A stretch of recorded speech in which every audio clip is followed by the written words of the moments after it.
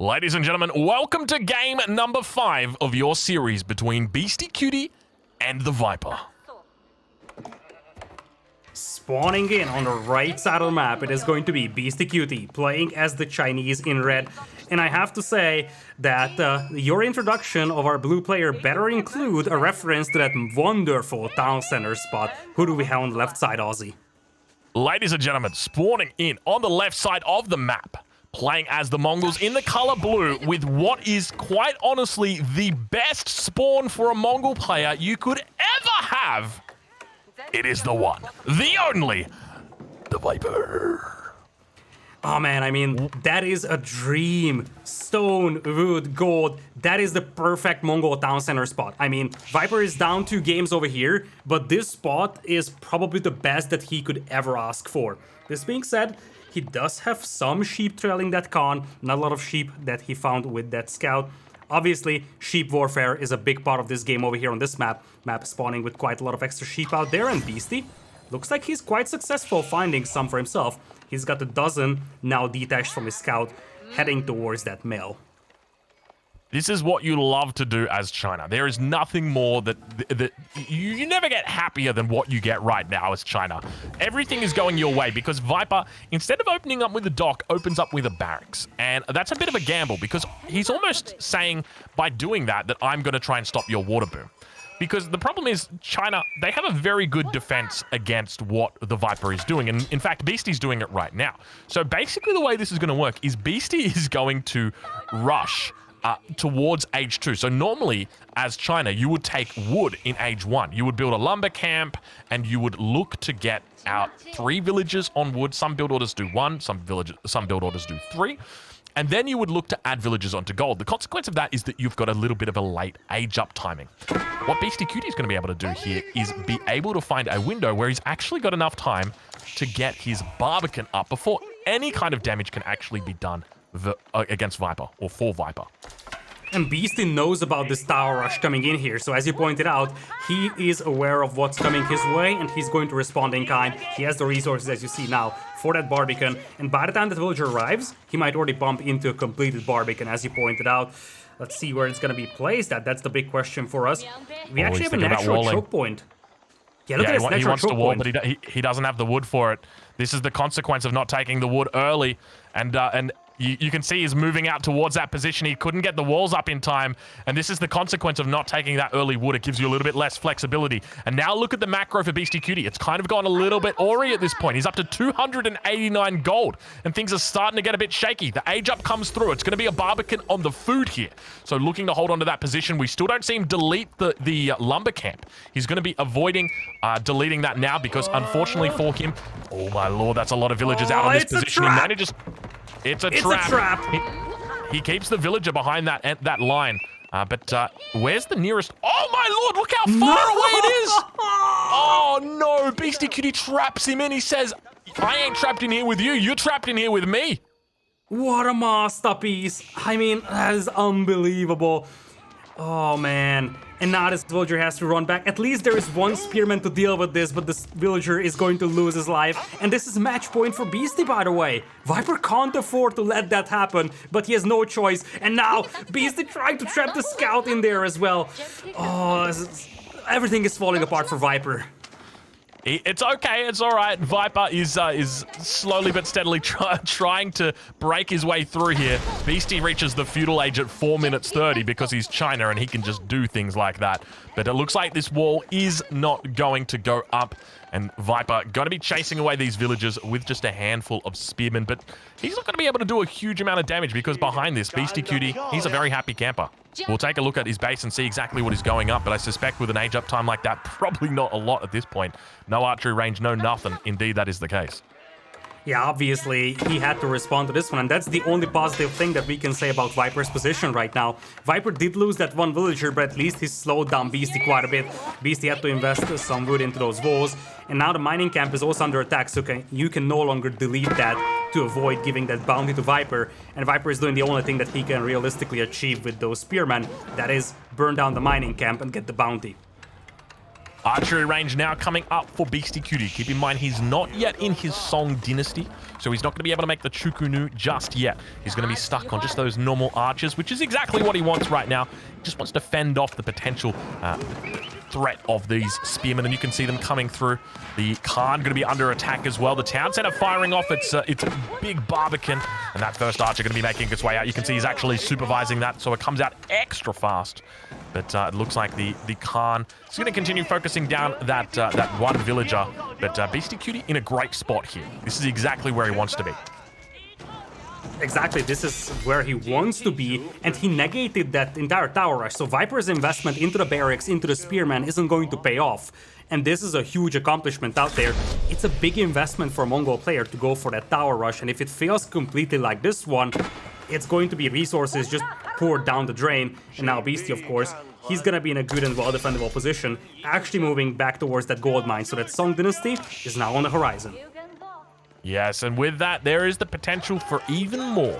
I'm curious as to how Viper has played this and why he's played it in this direction. Obviously, when it comes to Beasty's play style, he's always got the option to be a little bit more aggressive.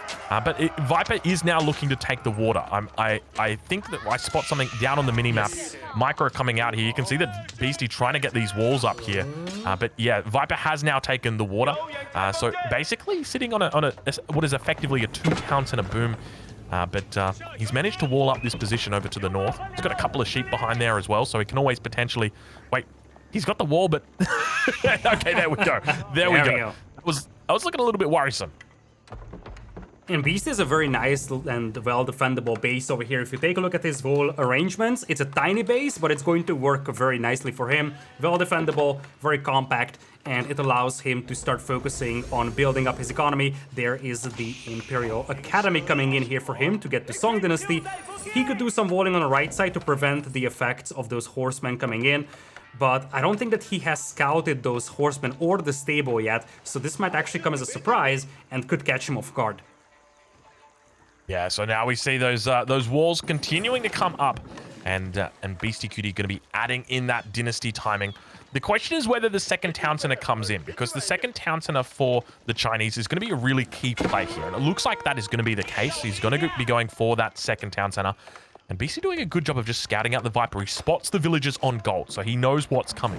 He knows that with that, there's going to be a castle age that's coming through. No sort of timing push in the second age that he needs to worry about. Obviously, there's always going to be the presence of outposts. But the question is whether it's going to be just a little bit of an itch on the back or whether it's going to be a stab.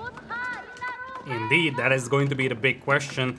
Viper, I don't think that he has scouted that stone mine either, so he doesn't know if his opponent is going to have a second town center anytime soon. He's going to intercept the villager over here. This villager heading towards that crossing to try and wall this off. Couple of archers and spearmen trying to escort her. But for now, Beast is going to have to pull that villager back, and Viper tried to tower at least one of the crossings. I think it was the one in the middle, to try and prevent such a walling from happening. And indeed, there's going to be a tower being dropped here by Beastie, so both players thinking about the same thing over here, but Viper a little faster with that tower out there, and that's going to deny the one coming up for Beastie. Yeah, very smart moves there. It looks like that villager might go down. Kind of going to be chasing it. It's a very brave villager, but it looks like the villager will live to see another day. Beastyqt behind this is about to drop down that second town center. After that, it's highly likely he's just going to be focusing on getting up to the castle age. And the question is, where does Viper go from there? When I'm thinking about this as China and the way that Viper is playing, if I'm Viper in this position, what I want to be doing is getting to castle age, looking to build up a decent mass of probably crossbows. I think are going to be quite good here. And then spamming out springalds with trebuchets and outpost emplacements. I think that's going to be the key here for Viper, and it's really going to determine whether he wins the game or loses it, because I think if you get into a late game fight up against China, it's almost guaranteed to be a loss, especially on a map like this. But he's going to be in a tough position going into this game because he hasn't really done a lot of damage in the early game. Yeah, that's exactly it. I agree with you. I feel like he needs to use the ability of the Mongols to build siege weapons on the battlefield as his primary tool to push the opponent. He has a ton of stone in the bank as well, so if he decides to go for the tower creep that we talked about, then he's gonna be able to afford quite a lot of springald emplacements as well. Looks like he's actually gonna run past the town centers over here. He's going to spot the second town center, so now he has a visual confirmation on his opponent going for a very eco-focused approach. And Viper going up to Castle Age himself. As you pointed out, he has to be the aggressor in this one. In fact, he has to play very aggressive. Yeah, you can see Beastyqt trying to get up to the castle age himself. He's about halfway there so far. But now Viper is clicking up. I would expect that what we're going to be seeing out of Viper, just at least initially, is a couple of Lancers coming out and looking to try and take out those villagers. But I don't expect he's going to stick to Lancers. I expect at most you'll see 4 or 6 Lancers, something like that, and then probably into a very heavy mass of crossbows. But we'll look to see how he plays it, as unfortunately it looks like a little bit of a mistimed attack there, unfortunately, and loses that. And, oh, the Khan might go down. No, a bit of a quick wall, unfortunately going to be failing there, but Beastyqt almost up to the castle age now, about 200 gold shy of it, which is about 4 Imperial officials collecting gold. Indeed, Beastyqt heading towards Castle Age in the next couple of moments, and for Viper, he's gonna be a little faster, but by the time his units arrive here, Beast is also gonna be up to Castle Age. Viper's got some extra fishing ships working here, which is going to give him a nice low boost, but overall, of course, Beasty has 2 town centers, he's got Song Dynasty, so the eco advantage is gonna be on the side of Beasty, and he's gonna go with the clock tower, so if there is siege coming his way, he's gonna be able to respond immediately. For Beastyqt in this position, I suspect he's going to be moving into Nest of Bees, probably also going into Palace Guards, maybe mix in a few Spearmen, but he's not going to go too heavy on it. The difficult thing for him, though, is that obviously he's going to be fighting a siege battle, and that's exactly what he wants to do as China, because he gets that extra 50% health from the clock tower. The problem is, going up against the Mongols, they have superior numbers. They're always going to have the numbers advantage because they get to make their siege out on the battlefield compared to you, who's going to make it through the slow clock tower. Yeah, it's the quality over quantity problem right now, and of course, with the Mongols in the mix, oftentimes quantity wins. Viper, of course, opening up with a prayer tent here. We know he loves his relics, and on this map you're guaranteed to have 3 relics on your side, so might as well go for that prayer tent, pick up the relics, especially because Beast doesn't really contest the map control, so you could easily get yourself those 3 relics, and there is a minimal amount of risk associated with just walking out there. In fact, as you see, towers are up there by Viper on the other side, so Viper, he's not just thinking about those 3 relics on his side, he's thinking about those relics on the opponent's side, and he could easily go up to 4, 5, 6 even maybe. Yeah, there is the potential to hit 6 relics on this map, which would mean you'd need a second prayer tent. Those bad boys can only hold 5. But now we see some crossbows as well as Palace Guards coming out for Beastyqt. Looks like over on the side of the Viper, he continues to make a heavy amount of Lancers. He's up to 4 at the moment, but doesn't seem to have any more in queue at this point. Obviously has the Shamans coming out, and we've got Monasteries out for both of these guys. Yeah, both players are thinking about the same thing, having some towers on those crossings and fortifying them, making sure that you spot the enemy army coming in, and you also have some Spring Golden placements on them to get some damage done. And it looks like Beast is also working towards the relics, but it's gonna be difficult to secure, because of course Viper has dropped some towers over there. Villager gets out with only 2 HP, but the tower is gonna get denied for the time being. Viper now teching into Spearman. Interestingly, you can see the Hardened Spearman upgrade coming in for him as we speak. Yeah, so going to be Nest of Bees together with those Palace Guards, as we can see coming out. There's a couple of different options that you've got in this matchup. And normally you would see Chinese players very happy to make Lancers, but against the Mongols, it doesn't really make sense just because the proclivity to head in towards those emplacement outposts is really what prevents you from ever doing any damage, because they just litter the entire map. And any kind of raid that you do is just going to get shut down by those, and you're going to be draining away on those units. But now it looks like Viper is indeed moving towards that crossbow mass that we talked about. Improved siege engineering going to be coming through as well. So he's doing all the things right that he needs to at this point in time. The question is going to be whether China outscales him or not. And Beastyqt looks pretty good in this position here. Yeah, Beastyqt looking pretty decent over here. He survived the worst part, so to say, that initial push with the Mongols. At Viper, for now he's playing for a long game, but we have to keep in mind that he's playing the Mongols, and he still has the chance to go for a push, and that's exactly what he's doing right now. Improved siege engineering on the way for him. And Beasty, he's going to turn into the defender right now, but he's up by 21 villagers. Pretty respectable villager count, although Viper, of course, is bringing in 3 relics as compared to just having 1 for Beasty, or at least having 1 if he can bring that one back to his monastery. Second town center for Viper still yet to be placed down just yet. We do see siege engineering has come through for him, so definitely aware of his window. Looks like a traction trebuchet going to be going down now that the siege engineering is through. Plenty of crossbows in queue for him as well. Also going to be heading into men-at-arms. So just sticking with that armored composition that we do normally see for the Mongol players. Over on the side of Beastyqt, you can see he's stacking up quite a bit of gold, but there's also a fair bit of stone in the bank. So it's likely that we're going to see a keep coming out from him very shortly as he looks to secure up his side of the river. After he clears out this outpost, he'll be very intent on getting a keep down right in front of that gold mine. But remember, the traction trebuchet is already coming out for Viper. Yeah, Viper is adding traction trebuchet. He also has some crossbows on the field. Viper generally has a pretty nice mix of units here. He's got some men-at-arms, he's got some lancers, crossbows. On the other side, Beasty, he's got some palace guards, he's got some spears, some crossbows. Overall military population, though, looking much better for Viper. Obviously, somewhat influenced by the fact that you do have siege weapons involved in both players' sides. But you get the feel that Viper's army is a little more convincing right now. 14 crossbows, 10 men-at-arms, and some lancers, as compared to just 5 crossbows, 5 spearmen, and some palace guards. Beastyqt is scaling, though. That's the big thing, right? Like, he's got the village count at the moment. He's on 84 vills compared to the 58 of his opponent. Of course, those relics have been snagged away by the Viper. He's now picking up his 5th relic. So that is going to be a great spot for him, but we now see the keep coming down. Not the best keep spot, and going to be potentially taken down quite early. We see the trebuchet over Viper looking to actually begin working away on this keep already in this early stage of the game. We're 16 minutes in, and this keep is going to be going down before it even gets the chance to go up, it seems. Yeah, indeed. Keep already being shelled. Chinese villagers building fast, though. They're going to finish it off, as it looks like Beastyqt took down the dock here from the Viper, so Viper's fishing ships will be idle for a brief moment, and Beasty intent on repairing that castle. He kind of needs that castle because that gold mine is what he can only access right now. On the northern side, that big gold mine is quite heavily exposed, so this gold mine is much needed for Beasty, and he might need to fight for that. Okay, there's a second gold there. Okay, yeah. In that case, it's a little better for Beasty. Still, that castle is essentially the gateway to his base. Yeah, and that's exactly it. It's kind of, it's the big boy that sits in between him, and it prevents the trench from coming down, because that's the big thing that Beasty is scared of. If that trench gets set up, it doesn't, you don't really go backwards from that trench. You're only really going forwards, and that's where it gets really difficult. But Springlord's moving forward, going to be able to take out the villagers back there as we follow the fishing boats. But now those Springlords moving forward, looking to try and snipe out some more units. Looks like it's just going to be villagers today, though.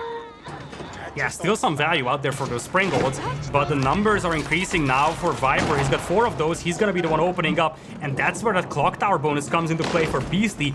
He took 2 of those ballista shots into his Springlords, still survives because of the clock tower bonus.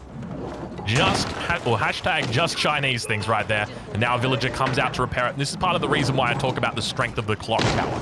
That clock tower means that Springlord survived. It shouldn't have. Any other civ would have lost theirs, but not the Chinese. But now, speaking of losses, it looks like the clock tower counterweight trebuchet, the longest named unit in the game, is going to be going down as those Springlords continue to move forward. It looks like Beastyqt's keep was actually burning right there, but he is going to get forced back from this position. Quite a fair amount of units out, a single nest of bees here as well, going to be able to support on the backside. We can see that the Springlord's going to be very quickly piercing through the armor of that single vessel. I think that was just a light junk that came out. Yeah, just a light junk. Viper added that a little early in the game just to make sure that he secures those crossings, but Beasty, he's booming up. He's up to 108 villagers, now dropping the granaries, and his eco is starting to skyrocket, and we're entering the danger zone here for Viper, because despite the fact that Viper does have 5 relics, which is a pretty big advantage, in fact, Viper is banking up resources like a madman, you're entering that domain of Chinese late game, and that is scary. Viper thinks about Imperial right now, but do you want to play a long game against Chinese here? No, you don't. I mean, what have you got in Imperial as the Mongols? You've got improved tithe barns. That's going to be a big thing for you. But other than that, I mean, there's not really much going for you as the Mongols. And I'm talking in the context of Chinese late game. Because right now... Right side, salami! Oh, there's going to be a little bit of a breakthrough. You can see the men-at-arms actually doing a pretty decent job. They managed to get behind enemy lines. They keep going to be going up and looking to secure this position. But right now, Beastyqt's position, like from where he's playing, I could sit down at his computer and I could beat Viper. That's how good his position is. No, you couldn't. You couldn't. I'm plastically. In this position, 100%. There's no way. The way that Beasty is playing this, it is methodical. And Viper has just not been able to do the damage that he needed to do. Ideally, Viper needed to force out outposts or villager kills from his enemy, and he was unable to do that. Remember, if we go back to minute number 1, minute number 2, we saw an early barracks coming out. That's exactly what China loves to see. You go aggressive against China, perfect. I've got the answer for you. It's my landmark. It's a Barbican. Good luck. China loves that early aggression. They feast on it. And now we've seen Viper been unable to turn any of that aggression into something meaningful, and it means that right now Beasty's position is beautiful. Looks like a push through now coming in here. Nest of Beast joined the party over here. Viper, he's yet to grab his Imperial Age upgrades, by the way, so he's not really benefiting from Imperial Age right now. Whereas for Beasty, he's banking up resources himself for Imp. He's going to hold off this crossing, and he's going to start stonewalling. Beasty is down by 4 relics, which is concerning, but he's got the power of the Chinese late game, so he still decides to go for the long one, and that's probably the good decision here. He can't really fight right now, just play a very long game with the Chinese, because you know, Viper can't wall, so at some point, you might be able to sneak past with a bunch of cavalry and do a tremendous amount of damage. Yeah, we can see those trebuchets continuing to move up. Viper trying to push out and dish out some damage, but have a look at Beastyqt's population. He's on 126 villagers, 67 military population. He might not be Imperial, but he is maxed out right now, and he is looking very good. In fact, he's leaving that population open. You know why? Bombards, maybe. Yeah, he needs bombards over here. Viper grabbing those Imperial Age upgrades, though. And he is going to have a very nice power spike over here. Also find some villagers on the left side. Nice little move to keep that one knight close to the gold mine. That's going to help punish Beasty here a tiny bit. Beasty is going to lose a couple of villagers, but Viper is still down by 50, so a long way to go here for Viper as Beasty is going up to Imperial with the Spirit Way. Yeah, Spirit Way coming down, aka the landmark that does literally nothing. It is just a formality to get you up to the Imperial Age, but I think I saw improved roller shutter triggers coming out there for the Viper. That was a very long-range Springald shot. Can we take a look at his Springalds and just double-check exactly how much... Look at, yeah, that's improved roller shutter triggers. There's no way that's not 13 range. I mean, they're downtown. they're firing all the way from AoE 2. It's like, you know, you fired a shot in AoE 2 and it lands in AoE 4. That's the range of those bad boys. Look at that. Don't worry. And I love that they nerfed Rus Springalds, but they kept Mongols the same. You just know that, like, devs are Mongol mains. That's it. Like, it's got to be the case. Alright, Viper is getting close to that crossing. I would love to see some demolition ships being added here by Viper, because he loves to do those tricks, lure the enemy close to that crossing and then use a demo ship out there. Would be a great addition, I feel. And it would be a high upside play that Viper loves to do. Just one move, you can sink half of the army of Beasty and suddenly you're back in this game. That's a good point. That's a good point. It's definitely a way to swing the game. And we've seen Viper use demo ships before. I remember that one game on Boulder Bay that he played where he was very, very cheeky. He had this beautiful inland pond and he brought in the demo ships and booyah chaka, just absolutely roasted his enemy. But now pushing forward, he's got the 4 traction trebuchets out here looking to do DPS and take down that keep that is up. But we've got the Imperial Age that's come through for Beastyqt. The Bombards are now on their way to the battlefield. The first one begins the rollout. The second one is in queue. He's got Pyrotechnics as well as Elite Palace Guards that's coming through for him.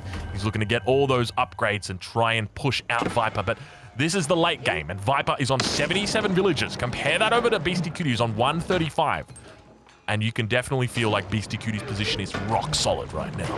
Yeah, Beasty's position is rock solid over here. Viper is slowly building up his eco. He still has that crossing, but he needs to win a big fight over here to have a shot at this game. And it looks like that big fight is now commencing.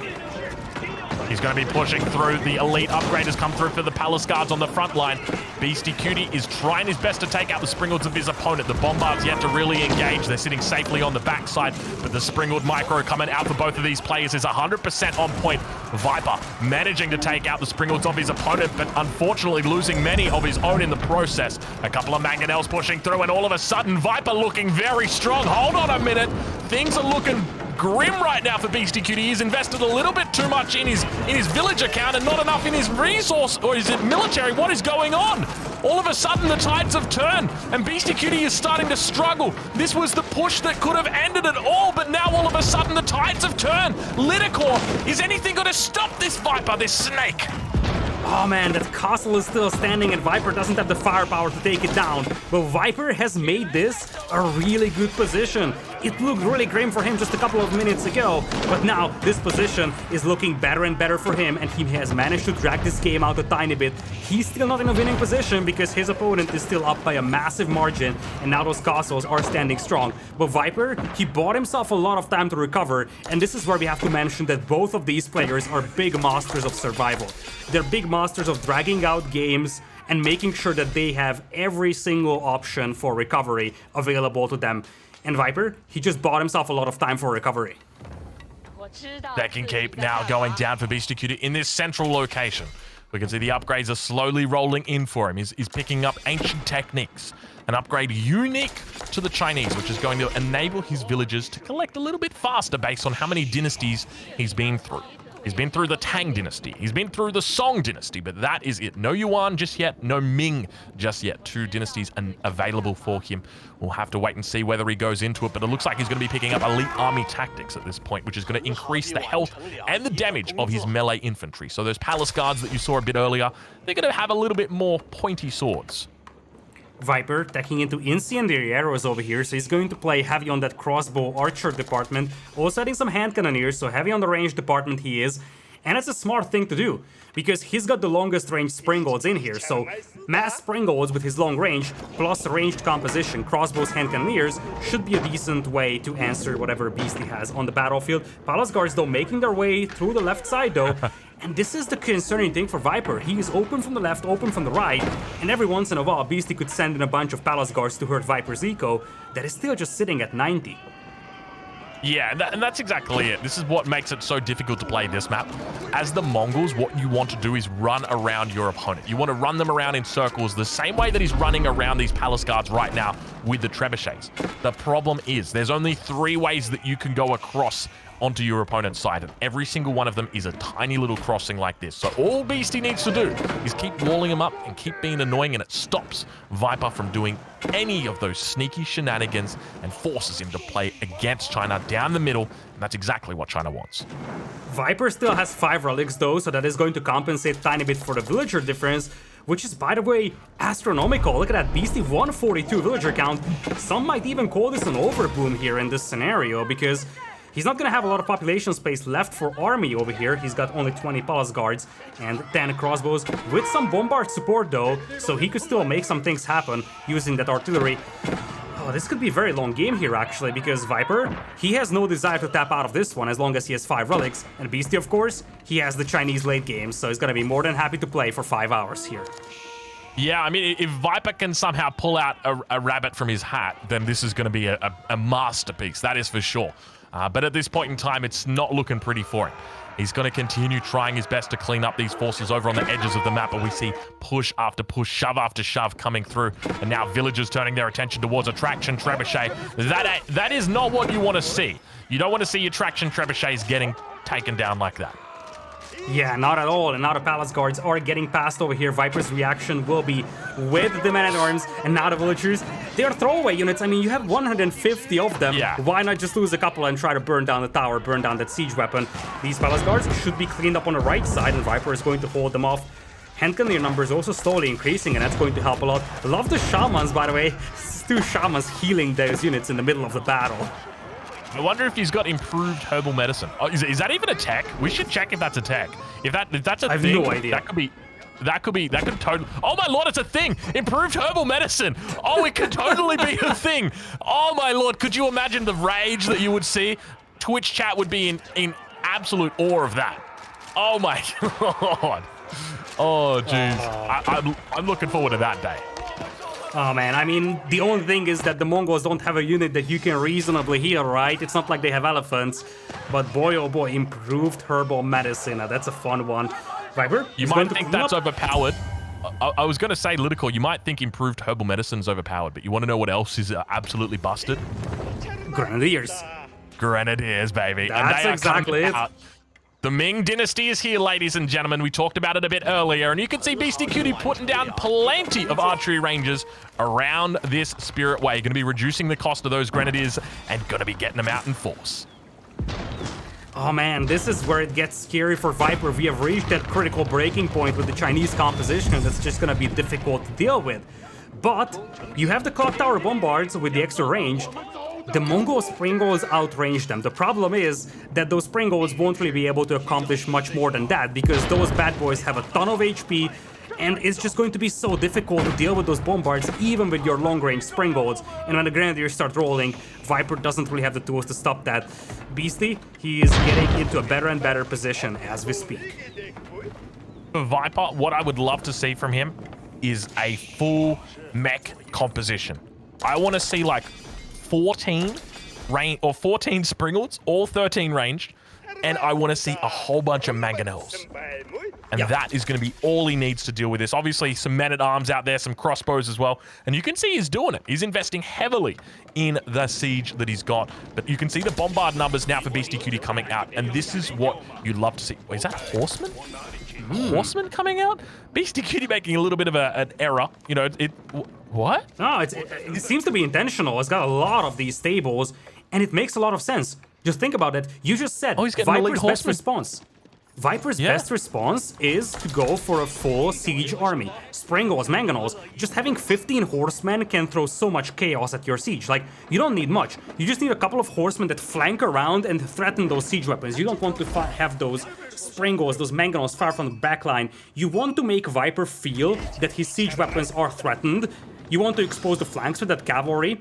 And that is something that allows you to make it easier to take down some of those siege weapons, of course, your cavalry, but more importantly, it's going to be a distraction for Viper. He needs to address those horsemen flanking around towards your siege, and it might make it more difficult for him to micro his siege weapons, focus down your own siege weapons.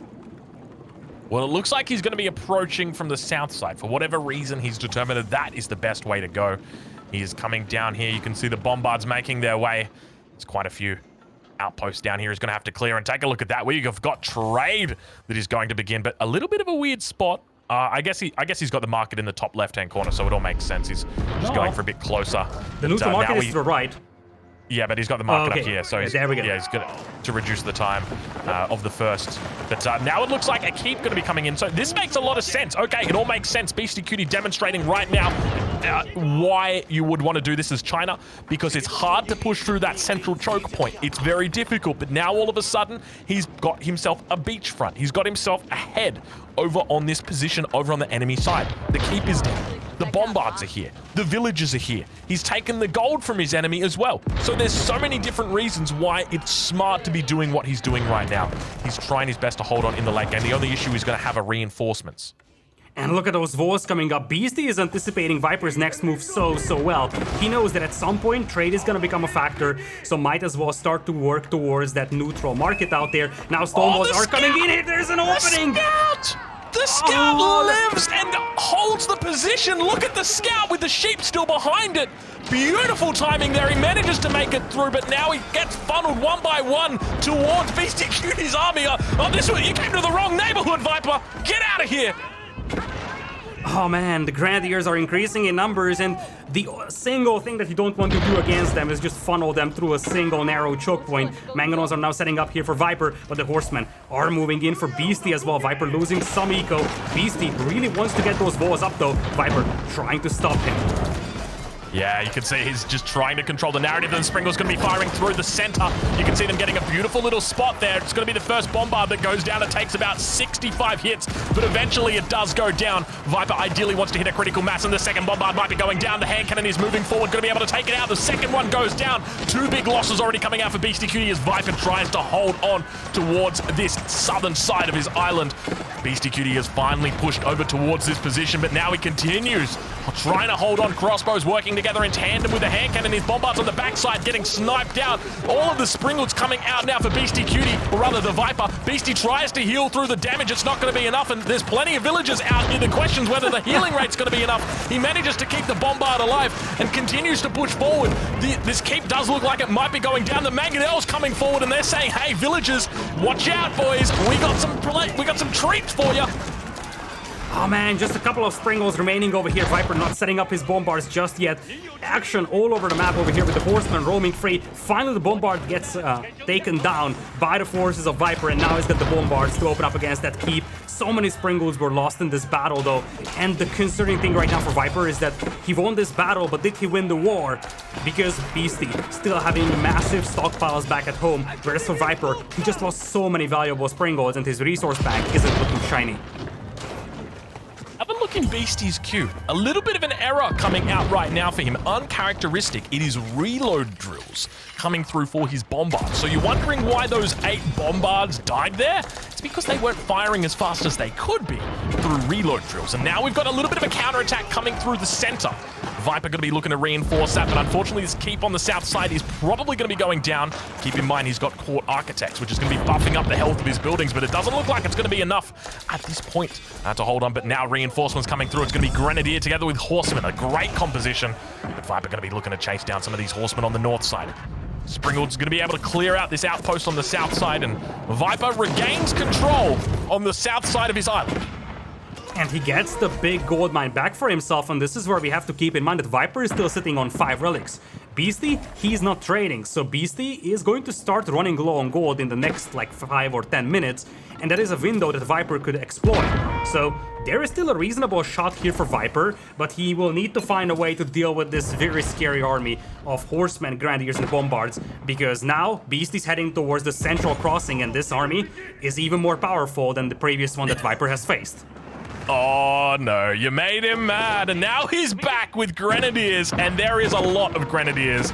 We're about to witness these Grenadiers rip through the army of the Viper. At least it seems that way. Oh no, Viper gets cornered. There are Horsemen as well as Grenadiers just absolutely taking out all the siege of the Viper. There's more than 10 Springles here that are all going to get cleaned up. That's 5,000 resources gone to waste in the blink of an eye. Losing the Mangonels, losing the Bombards. Everything just gets taken out. Where is Viper's army? Oh man, the perfect surround by Beasty, just wiping out Viper's forces, and that is an insane amount of losses over there for Viper. He couldn't have afforded that. So many Springles going down the drain. The Mangonels are now gone as well. Now the infantry jumping on the Grenadiers, but the Grenadiers are designed to deal with that, and I just don't know if Viper's got the army to stop this one right now. You can hear the units just pumping in non-stop. He's struggling right now with his gold income. He's got 176 gold in the bank, 95 villagers, but Beastyqt's economy is looking very nice behind it. The Grenadiers get cleaned up eventually. All of the Horsemen are down, and the villagers try and put more outposts down. The markets are looking to get re-established, and Viper knows he needs trade if he wants to keep himself alive in this game, but he's doing a great job of doing such a... I can't believe he's made it this long through this game. Are we able to take a look and see what his prayer tent is currently producing with regard to resources? I want to just take a look and see whether he's got the Tithe Barns upgrade. We'll take a look now. It doesn't look like he has. Ooh. So we can... No Tithe Barns for Viper. He does actually have the option of improved Tithe Barns. So he's got 5 relics. This is an incredibly important upgrade, and he's been Imperial now for more than, I'd say, probably about 15 minutes. Yeah, he's been an Imperial for a long time. He's setting himself up with the trade right now. Beasty was thinking about the same thing here on the northern side. He sent villagers to deal with Viper's towers. And now the next wave is coming in. This is the problem for Viper. He held off the first wave, but how about the second one? And the lack of walls is starting to haunt the Mongols over here. You of course have the Yam speed network to boost your movement speed, but still, you will always be the one reacting to those cavalry groups pushing through the river and then just heading straight towards your economy. This time around, they're coming from the north. Yeah, this is so difficult to deal with, and part of why Mongols on a map like this just has such a difficult time. They're unable to control that narrative, unable to get stone walls up. I can't get any walls up, in fact. And these horsemen just going to be able to run rings around the Viper. He continues trying to struggle, and those infantry just not going to cut it when it comes to dealing with this, and now turning their attention towards the Uvu. It's going to be going down very quickly and losing its life. But these horsemen... And good game gets called The Viper taps out. He realizes there's just no chance. He can't do it. He cannot do it. And with that, the game gets called and the series is drawn to a close. Beastyqt victorious in this series in the 5th game, 4-1. What a game here for Beasty. And imagine how this game started. The tower rush by Viper, beautiful defense by Beasty, and then this just went into Imperial. And then finally that absolutely unreal surround that Beasty has gotten with the cavalry and the Grenadiers. And Viper understands that there's no way he can keep track of those cavalry running around his base. There's just no way. You have the Yam network towers, you have the bombard emplacements on them as well, but the cavalry will just run through those. You will lose some of the cavalry running through the bombard tower fire, but you will always have at least a couple of horsemen getting into Viper's base, and Viper is understanding he simply can't stop the flood of cavalry into his base. Wave after wave, Beasty would grind down his eco, grind down his army, and finish the game. With 5 relics controlled, it's still insufficient for Viper. Part of that, of course, is the Mongols' identity, simply not having access to the walls. The highlight of that game for me was that giant push that came through from Viper. It looked like there was no way he was going to be able to do what he did. And he absolutely steamrolled Beastyqt. The highlight wasn't that fight. It was the fact that Beastyqt held on despite losing such a significant battle and still managed to hold on and come out victorious. Incredibly well played from Beastyqt. Congratulations go over to him. And he will have the fortunate position of being rank 1 in this pool. And that's going to mean that Viper sits at rank 2 or seed number 2. And as a result, the Viper next week will go on to play against Marine Lord.